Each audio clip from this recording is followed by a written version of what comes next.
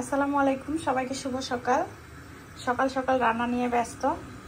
বাংলাদেশে আজকে আমার ভাগ্নির বিয়ে হচ্ছে, ছোটোখাটো ঘরোয়া অনুষ্ঠান, 50-60 জনের। তো ওই হিসেব করে আমার ছেলেরা বিয়ের কথা শুনলেই অনেক আফসোস করে, খেতে চায় যে মাম্মা আমরা বাংলাদেশে গেলে বিয়ে খেতাম। তো ওই উদ্দেশ্যে আমি এই যে আমার বাচ্চাদের জন্য পোলাও রোস্টের আয়োজন করেছি। এপাশে গরুর মাংস বসিয়েছি। তো রোস্টগুলো করবো এখন।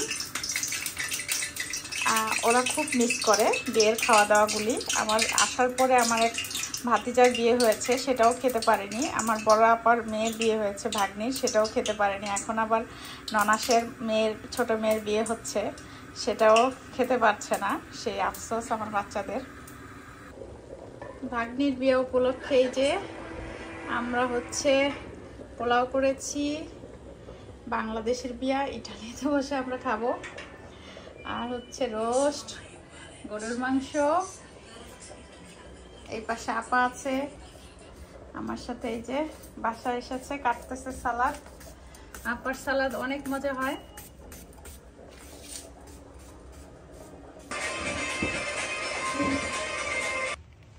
আপাদের বাসায় পাঠাবো। এই যে রান্না করেছি, চেষ্টা করেছি, অতটা ভালো পারি না, আলহামদুলিল্লাহ।